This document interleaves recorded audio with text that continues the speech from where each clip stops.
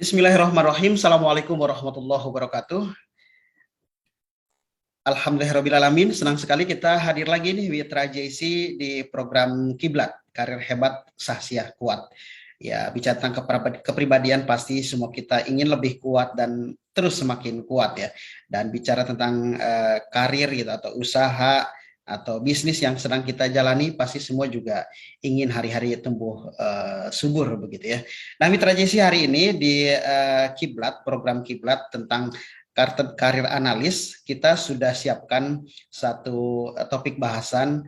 Insya Allah topik ini menarik untuk kita simak bersama Mitra JC, dan nanti Mitra boleh juga memberikan tanggapan atau respon positif terkait dengan tema yang akan segera kita hadirkan bersama.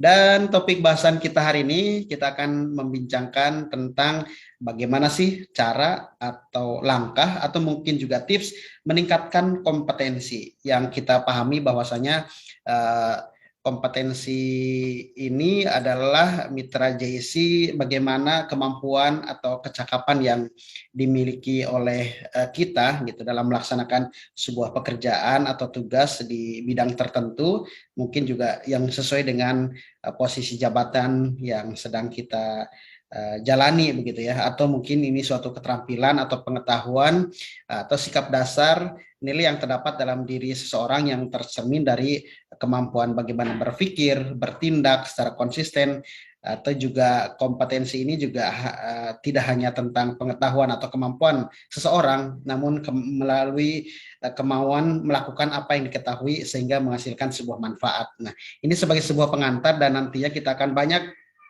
berdialog bersama narasumber yang alhamdulillah sudah hadir bersama Andi Umar. Ada Pak Khairul Hakim sudah bersama kami dan insya Allah kurang lebih 45 menit ke depan kita akan ngobrol banyak bersama beliau tentang bagaimana sih 7 cara meningkatkan kompetensi. Kita langsung sapa Pak Khairul Hakim. Assalamualaikum Pak Khairul. Waalaikumsalam warahmatullahi wabarakatuh. Bapak Andi Umar sehat? Alhamdulillah sehat. Pak Khairul sendiri bagaimana kabarnya hari ini, Pak? Alhamdulillah sehat, baik. Alhamdulillah. Semoga kita semuanya bisa menjadi manusia-manusia Indonesia yang lebih kompeten lah. Insya Allah. Sesuai dengan Insya Allah, amin. Mudah-mudahan juga Pak Khairul semua kita dalam keadaan sehat tentunya ya, insya Allah.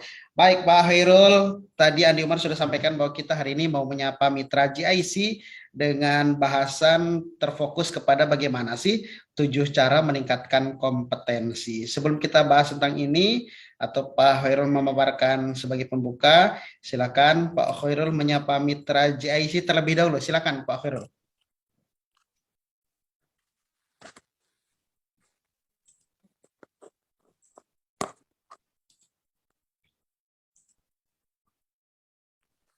Ya, assalamualaikum warahmatullahi wabarakatuh. Assalamualaikum. Mitra JIC yang semoga Allah Subhanahu wa taala selalu merahmati, Bapak Andi Umar yang saya sayangi dan saya banggakan. Alhamdulillah kita sudah beberapa kali pertemuan dan yang mana pada pertemuan tersebut kita sama-sama membahas terkait karir analis CCA, dan pada hari ini kita akan membicarakan terkait 7 cara meningkatkan kompetensi diri. Nah, yang harus teman-teman dari Mitra JIC yang saya muliakan, yang saya hormati, bahwa CCA merupakan salah satu gebrakan ya, kalau dibilang gebrakan untuk menganalisis karir, dan kita selaku konsultan karir bagi warga semuanya, bagi masyarakat di Indonesia, yang mana itu semuanya bertitik tumpu pada bagaimana mencerdaskan kehidupan bangsa. Dalam hal ini kita semuanya memiliki tanggung jawab yang sama untuk meningkatkan kecerdasan dan bisa untuk memakmurkan yang nantinya pada saatnya kita bisa mensejahterakan masyarakat di Indonesia. Nah, dari karir analis, mari kita membahas terkait sebuah pengantar karir analis itu apa. Yang mana dari karir analis itu kita memiliki banyak sekali dimensi-dimensi yang harus kita jembatani lah dimensi tersebut. Yang pertama ada dimensi kompetensi, ada dimensi karir, ada dimensi Kalau MBTI karakter, ada dimensi motivasi, ada dimensi komitmen, ada dimensi spiritual, emosional, intelektual, dan itu semuanya nanti kita akan bahas dan kita akan petakan satu persatu, yang mana itu semuanya nanti ke depannya akan menjadi sebuah model, di mana kita ini akan sama-sama berkolaborasi lah, baik dari masyarakat maupun tim CCA, pengurus CCA, dan kedepannya kita bisa menelurkan satu proyek bersama, yaitu Kartet Karir Analis, konsultan karir bagi semuanya, begitu ya. Oke, Ustaz Andi Umar, baiknya kita coba dua arah ya. Jadi nanti ada pertanyaan, ada jawaban, pertanyaan, jawaban. Jadi biar kesannya apa yang kita jalani ini lebih hidup. Oke, baik Pak Hoirul, terima kasih sudah mengantarkan di awal perjumpaan. Kami juga ingatkan untuk Mitra JC bahwa siaran kita juga bisa diikuti di channel YouTube kami JIC. Untuk itu bantu kami untuk like, share, dan komen serta subscribe agar kemanfaatan dari program-program yang kita punya terus semakin meluas. Seperti di perjumpaan kita hari ini tentang bagaimana 7 cara untuk meningkatkan kompetensi. Masih di CCA, Kartet Karir Analis yang dibingkai dalam program kita hari ini. Dan tadi ada beberapa dimensi yang Andi Umar melihat Pak Khairul ini cukup penting. Tadi mulai dari kompetensi, karir, terus motivasi, gitu kan, komitmen, dan banyak hal lainnya. Nah, hari ini khusus kalau kita membicarakan tentang 7 cara meningkatkan kompetensi. Pak Khairul mungkin bisa diawali poin-poin apa saja langkah atau cara untuk meningkatkan kompetensi ini. Seperti apa nih Pak? Ya, suaranya masih di unmute nih, Pak. Ya, unmute dulu, Pak.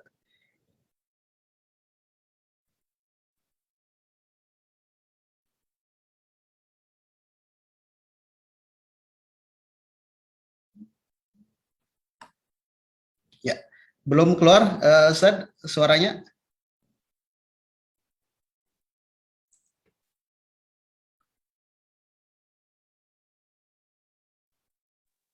Nah, siap. Silakan, Ustaz. Sudah. Berbicara terkait kompetensi, itu tidak lepas dari 3 variabel kompetensi, yaitu skill, knowledge, attitude. Kemarin kita udah bahas terkait skill itu apa, knowledge itu apa, attitude itu apa. Dan bagaimana cara kita meningkatkan skill, knowledge, attitude. Nah, itu yang akan kita bicarakan pada pertemuan kali ini. Karenanya saya sebut 7 cara meningkatkan kompetensi. Oke. Nah, dari 7 cara itu apa aja? Kita bahas satu persatu. Yang pertama adalah menganalisis diri. Itu pertama kali kita harus menganalisis diri. Saya itu siapa? Saya itu apa? Kedepannya seperti apa? Kita pertama kali memulai itu, kita harus menganalisis diri kita itu siapa. Lalu kita bisa memetakan kedepannya itu maunya gimana. Memang ada kalimat peribahasa, jadilah seperti orang yang mengikuti aliran sungai. Jadi mengalir. Betul, mengalir itu perlu. Cuma yang harus kita tekankan, apakah nanti kita mengalir ke pelimbahan atau kita benar-benar mengalir ke lautan lepas. Kalau misalnya kita mengalir ke lautan lepas, berarti kita cocok dengan apa yang kita mau. Tapi kalau misalnya kita mengalir ke pelimbahan, betapa sayangnya hidup kita yang mahal. Kemarin kita udah coba bahas, Ustaz Andi Umar misalnya, telinga aja atau jari tangan aja hilang, terus diganti sama gedung yang paling tinggi dan paling megah, paling mahal di Jakarta, kita nggak mau. Gimana terkait masa depan kita? Nah, balik lagi ke yang tadi, andai kata kita mau masuk, kita itu hanya mengalir saja, nanti kita lari ke lautan, bagus. Tapi kalau mengalir kita ke pelimbahan, hidup kita akan berasa tidak bermakna. Karenanya disinilah yang harus kita lakukan. Untuk poin pertama adalah bagaimana cara meningkatkan kompetensi. Kita harus bisa memetakan dan menganalisis diri kita itu siapa. Oke? Ya, semacam ada rule ya, ada Iya. dengan menganalisis diri, mengalir tapi ke hulu, ke hilir yang lebih baik tentunya ya, Pak ya, dengan cara menganalisis diri ini. Betul. Nah, dari situ kita bisa lihat, misalnya kalau saya di IPB dulu ada yang namanya sistem mayor minor supporting course. Jadi ada support, mayor, dan minor. Nah, untuk menganalisis diri, kita udah mengetahui kelemahan, kelebihan kita. Kita udah mengerti MBTI kita. Kita ekstrovert kah, introvert, terus kita filler thinker, kita sensorik judger. Nah, itu kita udah bisa memetakan hal tersebut. Terus kita bisa ngelihat dari kita punya apa namanya? Kita punya apa? Raport, nilai raport dari SD, SMP, SMA. Kita bisa ngelihat prestasi-prestasi kita. Itu kita bisa memetakan sebenarnya diri dari sana kalau untuk memulai. Jadi kita udah tahu MBTI-nya seperti apa, karakternya seperti apa, skill kita yang terindikasikan dengan jalur prestasi kita, terus knowledge kita udah sampai SD, SMP, SMA, dan kita suka sama mata pelajaran apa. Nah, itu adalah cara memulai untuk menganalisis diri. Contohnya, misalnya, saya senang untuk menjadi seorang guru. Major kita guru. Nah, gurunya itu harus lebih spesifik lagi. Kita mau jadi guru SD, guru SMP, guru SMA, guru RA, atau guru kuliah, guru kampus, dosen, atau apa, guru peneliti, dan lain sebagainya. Itu kita harus petakan dulu. Kita guru apa? Setelah kita bisa memetakan, lalu kita masuk minor kita itu apa? Jadi majornya sebagai seorang guru, minornya apa? Minor itu adalah minat kedua yang lebih kalau tadi kan mayor itu yang lebih dominan, kita pengennya banget seperti apa. Terus yang dua minor, kita pengen apa aja sih, kita pengen itu gitu. Kita nggak pengen banget, pengen aja. Nah, pengen ajanya itu di minor. Oke, bisa dipetakan dulu terkait mayor minornya. Ya.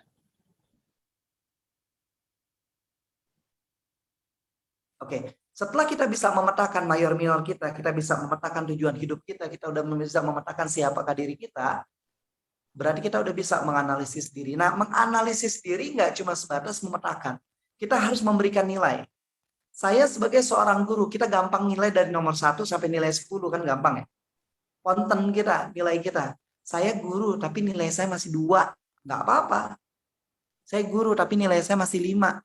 Maksudnya saya kalau udah, kita harus bisa lihat dulu. Master proyeknya apa? Misalnya guru kita punya, misalnya ada guru besar Profesor UI misalnya ya, kita sebut nama. Ada satu orang guru besar dari universitas ternama, itu kita anggap dia nilainya A. Kita anggap dia nilainya 10. Nah, kita bisa dong memetakan diri kita. Kita sebenarnya nilainya udah berapa sih? Kita misalnya nilainya baru 3. Kita misalnya nilainya cuma 2. Kita nilainya cuma 4. Untuk membayangkan bahwa itu guru besar itu tinggi nilainya. Nah, kita memetakan dulu. Setelah kita bisa memetakan diri kita itu siapa, melalui nilai utamanya, baru kita bisa menganalisis diri dan menilai diri kita itu siapa. Oke, nilai saya kontennya baru 4. Guru, iya benar saya guru, tapi nilai saya baru 4. Nah, dari situ kita mau naik ke angka 5, ke 6, ke 7, ke 8, ke 9, ke 10 kan. Nah, kalau udah bisa menganalisis diri, kita tahu tools-nya apa aja untuk bisa meningkatkan kompetensi diri. Misalnya kita harus sekolah lagi. Misalnya juga kita harus perkuat dengan bahasa Inggris. Misalnya lagi kita juga harus memperkuat dengan teknologi. Kita juga bisa memperkuat dengan gelar-gelar profesi. Nah, kalau bisa memetakan diri, enak. Kita bisa tahu kunci mana yang akan kita ambil ke depannya. Oke, ada pertanyaan? Oke, tadi yang pertama menganalisis diri, dan kalau dilihat dari bagian akhir untuk mampu menganalisis diri ada faktor penunjang. Kalau Pak Khairul tadi sampaikan tools itu, Ya, apakah nanti dengan sekolah nanti lebih kuat, dengan penguasaan bahasa harus lebih ditingkatkan kembali, atau teknologi semakin dikuatkan, terus tadi gelar profesi gitu ya. Nah, ini gelar profesi saya pikir juga cukup menunjang untuk bisa menganalisis diri, bagaimana tadi dengan 7 cara kompetensi, di situ ada skill, ada knowledge, ada attitude ya. Pak Heru melihatnya porsi untuk gelar profesi ini seperti apa sih Pak Heru untuk menganalisis diri? Apa dominan dari sekian banyak? Gelar profesi itu merupakan salah satu dari indikator knowledge. Jadi kemarin ada yang namanya buletan-buletan kan kita udah pelajarin ya. Ada variabel-variabel kompetensi, skill, knowledge, dan attitude. Attitude diindikasikan MBTI aja ya, kita bilang minat dan bakat. Skill itu pengalaman. 5 tahun kah, 10 tahun kah, 15 tahun kah, 20 tahun kah. Knowledge, di situ bisa dilihat dari dia punya ilmu. Ilmu bisa diambil dari apa aja, dari jalur akademis maupun jalur praktisi. Nah, jalur akademis biasanya S1, S2, S3. Jalur praktisi misalnya kita fokus dalam bidang HR, berarti kita harus dapat CPHR, CSPHR, CBPA, terus habis itu CMP, itu kita harus dapetin gelar-gelar itu. Nah, dari situ dia cuma memainkan peran 30% aja sih. Jadi orang yang memiliki banyak gelar belum tentu dia kuat atau kuasa dalam bidangnya. Itu cuma 30% nilainya. Yeah. Yang 70% adalah skillnya yang didapat dari pengalaman. Pengalaman dia udah 5 tahun kah, 10 tahun kah, 7 tahun kah, 15 bahkan 20 tahun kah. Begitu. Nah, gelar profesi sebagus apa? Dia sebenarnya cuma azas legal aja bahwa kita sudah menguasai bidang itu. Tapi kalau untuk mengatakan bahwa kita 100% menguasai, belum tentu. Yeah. Karena harus ditunjang apa? Ditunjang oleh skill kita. Gitu. Oke. Baik. Yang pertama tadi menganalisis diri dari 7 cara untuk meningkatkan kompetensi. Poin kedua apa nih Pak Heru? Poin kedua, setelah kita bisa menganalisis diri, yang harus kita lakukan adalah kita harus selalu belajar. Karenanya saya sebut poin kedua adalah menjadi manusia pembelajar. Sesuai hadis Rasulullah SAW, tuntutlah ilmu dari buayan sampai liang lahat. Bahkan tuntutlah ilmu sampai ke negeri Cina. Apa maksud dari pernyataan hadis tersebut adalah kita harus menjadi manusia pembelajar. Selama kita masih hidup, kita masih memiliki kewajiban sebagai seorang pelajar. Selamanya kita akan menjadi santri. Santri di mana? Santri di kehidupan kita. Selamanya kita akan tetap menjadi seorang pelajar. Pelajar apa? Pelajar di kehidupan kita. Yang harus kita tekankan, andai kata keinginan belajar sudah tidak ada lagi di dalam dada, maka kita di situ adalah kata kunci bahwa kita akan terpuruk serta terpuruk lagi. Tapi kalau keinginan belajar masih terpatri di dalam dada, walaupun kita dalam kondisi jatuh, sebenarnya kita masih tetap naik. Grafiknya memang turun pada saat itu, tapi ketahuilah bahwa kita akan merangkak naik ke atas. Jadi poin kedua adalah jadilah manusia pembelajar. Iya. Poin keduanya adalah manusia pembelajar dan menjadi pembelajar di kehidupan kita gitu ya. Betul. Iya, baik. Tadi menganalisis diri, keduanya selalu belajar. Nah, poin ketiga apa nih Pak Heru? Poin ketiga, setelah kita sudah menanamkan di dalam diri bahwa aku adalah manusia pembelajar, carilah mentor atau bayangan atau idol. Mentor, bayangan, idol, teacher, pengajar kita yang bisa sama-sama mau untuk bergandeng tangan menuju kesuksesan kita. Kalau kita sebagai seorang guru, carilah mentor guru. Kalau kita sebagai seorang insinyur, carilah mentor insinyur, baik dalam bidang praktisi maupun akademisi. Kalau kita misalnya sebagai seorang ketua RT, kita harus punya mentor. Kita punya bayangan, blueprint, kita mau kemana, dan kita mau jadi kayak siapa. Kalau bisa lebih daripada mentor, misalnya saya jadi ketua RT, pengen kita tuh lebih daripada presiden. Misalnya jadi mentor presiden, diturunin lagi ke gubernur, diturunin lagi ke wali kota. Memang ketinggian, cuma seenggak-enggaknya kita tahu kita mau jadi pemimpin dalam sebuah komunitas. Dalam hal ini masyarakat. Berarti kalau kita udah punya mentor, kita udah punya bayangan, mentor itu ngapain aja sih? Salah satu cara untuk meningkatkan attitude adalah kita belajar biografi orang-orang sukses di dunia. Dan lebih hebatnya lagi, orang sukses tersebut sama bidangnya atau area risetnya dengan kita. Gitu. Contoh misalnya, saya sebagai seorang guru, mentor saya harus guru. Misalnya Kak Seto, gitu kan? Kak Seto yang saya harus pelajari. Dia waktu lagi SD ngapain sih? Dia waktu lagi SMP ngapain sih? Dia waktu lagi SMA ngapain sih? Nah, saat kita udah bisa memetakan dia, jadikanlah itu sebagai batu kendaraan kita untuk melangkah. Kalau bisa nemuin dia, terus habis itu Bapak mau nggak mengajarkan saya apa arti filsafat seorang guru? Nanti dia akan pelajari sehingga kita punya yang namanya cara ke depan itu bagaimana. Atau saya menyebutnya sebagai patokan awal. Atau kita juga bisa menyebutnya sebagai batu loncatan. Seperti itu. 3 kita udah dapat. Pertama kita menganalisis diri. Jadi manusia pembelajar, temukan mentor. Iya, ada 3 ya. Cari mentor atau tadi bayangan atau guru atau idol atau pengajar. Ini sesuai dengan bidang yang kita tekuni pastinya Pak Hairul ya, agar lebih spesifik nanti terbentuk kita mau bagaimana gitu kan. Karena kalau kita bicara hanya sekedar mentor atau terus di coaching gitu kan, tapi tidak sesuai dengan apa yang atau bidang yang sedang kita geluti, yang kita tekuni sesuai dengan passion dan tadi karakter kita gitu ya. Apakah ini juga akan terlalu meluas atau bagaimana Pak Hairul?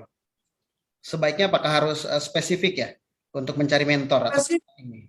Jadi kita begini, kan pertama kita menganalisis diri. Saat kita menganalisis diri, kita jangan cuma mengatakan menyebut bahwa saya adalah seorang guru. Tapi lebih spesifik dikit, saya merupakan seorang guru biologi. Saat kita mengatakan saya sebagai seorang guru biologi, kita punya mentornya guru biologi. Oke. Baik. Oke, sekarang poin keempat, Pak Hairul, dari bagaimana cara untuk setelah kita udah memiliki mentor, kita harus punya jam terbang nanti. Kita punya jam terbang atau saya sebutnya ring. Nah, disitulah saya sebut yang keempat adalah temukan komunitas. Masuk dalam komunitasnya. Komunitas guru, komunitas insinyur kah, komunitas kepemimpinan kah, komunitas HR, komunitas akuntan. Nah, komunitas itu kan terdiri dari 3 titik. Yang pertama ada komunitas pekerjaan. Jadi, saya misalnya sebagai seorang guru, saya harus punya yang namanya home base. Misalnya guru saya di Madrasah Aliyah Negeri 1. Atau saya di SD 01. Atau saya di SMP 01. Begitu. Saya udah punya satu komunitas, yaitu komunitas ring tinju saya, untuk berjibaku, untuk siap dibakar di dalam komunitas tersebut. Komunitas pertama adalah komunitas pekerjaannya. Yang kedua, itu adalah komunitas orang-orang yang berada di dalamnya atau perhimpunan orang-orang yang ada di dalamnya. Kalau guru biasanya kita sebut PGRI, Persatuan Guru Republik Indonesia. Ya. Kalau HR misalnya komunitas HRM Club, APALI, Asosiasi Profesional HRD Legal Indonesia. Entrepreneur misalnya APindo, Asosiasi Pengusaha Indonesia. Masuk ke komunitas tersebut. Tadi kan kita masuk ke home base kita, atau proyek langsung, atau pekerjaan kita. Yang kedua komunitas. Yang ketiga apalagi? Komunitas untuk meningkatkan skill kita. Saya sebut sebagai komunitas kursusnya. Agar kita nggak cuma sebatas ngedapetin ilmu dan informasi. Tapi kita juga bisa punya namanya pendongkrak. Jadi komunitas itu kita harus dapetin. Dari mana kita tahu komunitasnya? Karenanya poin pertama adalah kita harus bisa menganalisis diri. Saat kita sudah bisa menganalisis diri kita itu sebagai seorang guru. Kita siap menjadi seorang guru. Nggak bisa dipatahkan sama waktu. Kita punya mentor sebagai seorang mentor kita adalah seorang guru juga. Dan kita berada dalam komunitas seorang guru. Home base-nya di Madrasah Aliyah Negeri 1 misalnya. Terus kita punya komunitas PGRI misalnya. Terus kita juga punya support, yaitu misalnya komunitas lain atau tempat kursus lain untuk meningkatkan skill kita. Menjadi seorang guru. Oke. Baik.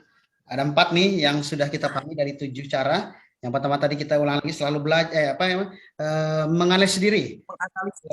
Selalu belajar. Yang ketiga cari mentor ya.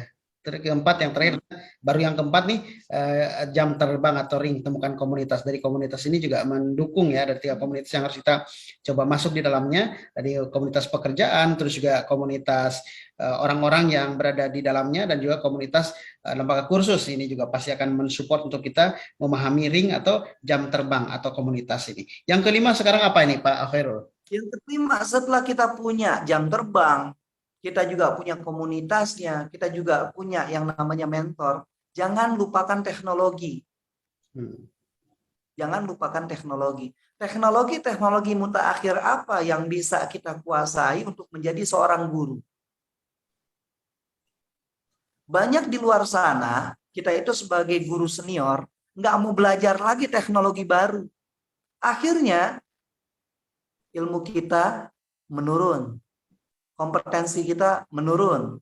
Bahkan kalau misalnya kita mau nyalain InFocus aja, itu kita mesti minta bantuan orang. Waktu lagi kita ngetik Microsoft Word, kita mesti minta bantuan mahasiswa, begitu. Jadi jangan lupakan teknologi. Sekarang teknologi udah mutakhir. Karenanya begini, jangan jadikan teknologi itu sebagai gaya-gayaan. Tapi jadikan teknologi itu sebagai salah satu benda atau salah satu informasi atau salah satu data yang bisa mendongkrak kompetensi kita. Kalau kita bisa menjadikan teknologi itu sebagai alat bantu kita untuk meningkatkan kompetensi, kita di situ udah dianggap dewasa. Tapi kalau cuma sebatas, saya misalnya punya duit banyak, pengen dilihat sama orang, beli mobil keren. Padahal itu nggak ada sambungannya untuk kompetensi. Buat apa? Kecuali kalau komunitas saya mengharuskan saya punya mobil keren. Misalnya saya kewirausahaan, menjadi seorang wirausahawan muda. Naik Vespa misalnya, bukan ngejelekin salah satu ini ya, salah satu motor atau kayak gimana, enggak. Kita naik Vespa, itu kita kurang dihargai. Agak gede sedikit kita naik mobil, kita bersih, datang ke tempat mereka kita dihargai. Itu meningkatkan kompetensi akhirnya. Karena kita lebih pede. Tapi kalau misalnya nggak perlu-perlu banget, ya kenapa? Gitu. Jangan jadikan teknologi itu sebagai salah satu keinginan kita untuk dilihat orang lebih bagus. Lebih bagus di sini maksudnya biar kelihatan, wah kalau tuh orang hebat, lu tuh orang kaya. Bukan di situ. Tapi jadikanlah teknologi itu sebagai batu sandaran kita untuk meningkatkan skill, knowledge, dan attitude kita. Atau kompetensi kita. Seandainya kita memerlukan mobil gitu kan, untuk meningkatkan diri kita, kompetensi kita, punya mobil. Jangankan mobil, helikopter juga nggak apa-apa. Kalau emang kompetensi kita di sana. Ya kan? Oke, baik. Juga. Baik, yang kedua tadi perkuat teknologi. Tentu saja teknologi ini sangat mendukung karir. Kalau tadi Pak Khairul berpesan bagi kita jangan hanya sebagai gaya-gayaan dari teknologi yang kita kuasai. Ini juga mendukung salah satu faktor pendukung penting untuk menunjang karir atau usaha atau bisnis yang kita geluti sejauh ini. Selain dari beberapa poin tadi sebelumnya, sebelum dari pemerkuatan teknologi. Nah, sekarang yang keenam apa ini Pak Khairul? Yang keenam, setelah kita punya teknologi, kita punya mentor, kita bisa menganalisis diri, yang harus kita lakukan adalah sering-sering berdoa. Duit, doa, usaha, iman, tawakal. Doa, jangan lupakan doa. Karena di dunia ini nggak ada faktor yang otomatis. Jadi ada satu tangan yang tidak otomatis, gitu saya sebut. Nggak serta-merta orang yang punya duit sukses, belum tentu. Nggak serta-merta orang yang punya duit bahagia, belum tentu. Nggak serta-merta kalau misalnya kita dikasih duit, kita kerja, kinerja bagus, belum tentu. Nggak serta-merta kita udah ngejalanin apa yang saya sebutkan tadi. Dari poin 1 sampai poin 5. Belum tentu juga kita berhasil. Karena ada tangan lain yang bisa menenteng kita untuk berhasil. Karenanya saya sebut pertama, doa. Setelah doa, kita usaha. Usaha. Yang tadi usaha semaksimal mungkin. Sesuai dengan hal-hal yang halal, yang baik, yang bagus. Lalu setelah itu iman, kuatkan. Jangan sampai kita jatuh. Jangan sampai kita itu terpuruk. Kalau ada masalah sedikit terpuruk, ingat yang nomor 2 tadi, menjadi manusia pembelajar. Ada masalah sedikit, jangan langsung pundung. Akhirnya lupa tujuan hidup mau kemana. Ada masalah sedikit, analisis diri runyam. Harusnya menjadi seorang guru, udahlah saya di rumah aja. Mendingan saya ngopi aja lah, nggak usah pakai kemana-mana. Nah itu endurance-nya kurang. Kenapa? Karena duitnya kurang. Bukan duit dari kata ekonomi, tapi doa, usaha, iman, dan intinya tawakal. Serahin itu semua kepada Allah Subhanahu wa Ta'ala selaku pencipta. Begitu. Oke, baik. Yang keenam tadi sering-sering berdoa. Nah, yang terakhir nih di poin ke-7 apa nih, Pak Herul? Setelah kita menganalisis diri sampai kita doa, jangan lupa muhasabahnya atau menghisap diri atau mengevaluasi diri. Saya dulu ada cerita menarik, zaman saya dulu kuliah di IPB semester ke-8, ada pertandingan catur metode Swiss. Jadi direktorat lagi ngadain metode pertandingan catur buat umum. Cuma 8 orang yang kepilih dari IPB, salah satunya saya. Nah, dari situ saya tanding kan main catur. Ada perbedaan antara saya sama orang hebat. Di situ Master Percasi umurnya itu masih 9 tahunan. Iya. Jadi kalau diibaratkan SD masih kelas 4 SD. Saya main catur sama dia. Kalau saya kan jago catur gitu ya, jago catur, sedang catur dari warung kopi, warkop. Jadi kalau lagi makan bubur kacang hijau atau kita minum kopi, kayaknya nggak ada temennya nggak enak. Makanya itu main catur kan bareng sama teman sebelah. Kalau menang seneng, kalau kalah sedih. Tapi nggak berkepanjangan seneng sama sedihnya, cuma puas aja. Setelah selesai main puas. Sama kayak tadi, kompetensi juga sama. Kalau selesai main puas betul. Tapi ada yang membedakan antara pecundang sama pemain. Di sini nih yang harus kita garis bawahi. Master Percasi umur 9 tahun. Lebih muda berapa tahun dari saya. Waktu lagi saya kalah sama dia, saya cuma senyum kecil, adek hebat. Tapi dia nggak senyum. Dia langsung bikin bidak catur lagi. Pas pertama kali saya salah langkah. Kenapa kuda dijalanin ke atas? Dari situ 3 langkah setelah kuda saya jalanin ke atas, kakak pasti maunya begini, begini, begini, begini. Dan dia langsung skak di sini kayak gini, kayak gini, kayak gini. Itu luar biasa. Dia bisa menghitung. Setelah selesai, kuda saya arahkan ke depan, dia bisa menghitung. Kesalahan ini akan terjadi kesalahan berikutnya, kesalahan berikutnya, kesalahan berikutnya. 3 langkah setelah itu, dia tahu nanti peluncur saya mati. Terus sudah selesai benteng saya mati, saya bisa skakmat buat kakak gitu. Berarti tandanya apa? Dia bisa menganalisis diri. Dia bisa menganalisis permainan. Cristiano Ronaldo pemain bola yang hebat, Lionel Messi pemain bola yang hebat. Mereka kenapa bisa tendangan kayak model pisang, stroberi, anggur, mangga?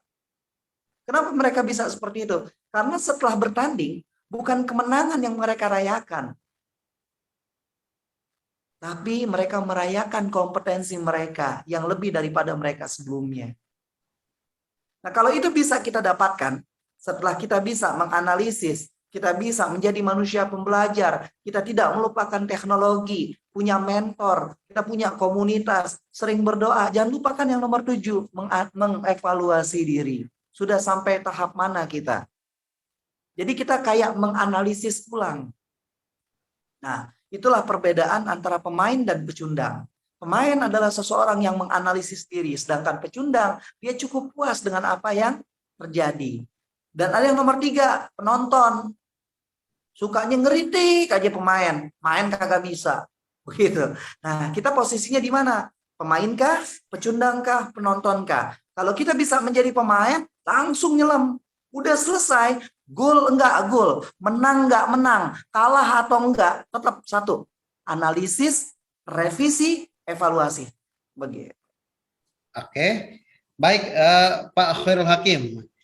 Dari 7 cara meningkatkan kompetensi. Sebenarnya sudah disampaikan semuanya oleh Pak Khairul, mulai dari awal tadi menganalisis diri, terus juga selalu belajar dan belajar, cari mentor, terus ring atau jam terbang atau untuk menemukan komunitas, terus juga ada perkuat teknologi, terus sering-sering berdoa tentu, dan yang terakhir muhasabah sebagai sebuah evaluasi atau menghisab diri kita ya. Nah, dari ketujuhnya tentu menjadi poin-poin penting bagi kita. Semoga tidak ada yang poin satupun yang kita abaikan, karena satu kesatuan saling mendukung. Sebagai penutup, barangkali Pak Khairul, sebagai penutup sebelum kita akhiri dari perjumpaan kita hari ini. Teman-teman, rekan-rekan JIC yang radio JIC yang dirahmati oleh Allah Subhanahu wa taala. Pertama yang harus kita lakukan adalah berterima kasih kepada Allah Subhanahu wa taala yang telah memberikan kita kenikmatan. Salah satunya adalah perbedaan satu orang dengan satu orang lain, dan yang memiliki kompetensi yang berbeda satu orang dengan satu orang yang lain. Nah, dari anugerah Allah yang besar terkait kompetensi tersebut, yuk sama-sama kita menjadi orang yang bersyukur dengan apa? manfaatkan kompetensi yang Allah udah kasih kepada diri kita. Dengan cara 7 yang tadi saya sebutkan. Jangan lupa, setiap apapun yang kita jalankan akan ada hisabnya bagi kita. Dan Allah juga akan menanyakan, kompetensi yang sudah aku anugerahkan kepada dirimu, sudah kamu lakukan seperti apa? Gitu. Oke. Nah, kalau misalnya kita udah bisa meningkatkan kompetensi sesuai dengan arahannya dan kita bisa memberikan sumbangsi kecil bagi dunia ini terkait kompetensi kita, bukankah Allah Subhanahu wa taala senang dan ridho terhadap apa yang kita lakukan? Itu aja mitra JIC yang dirahmati oleh Allah.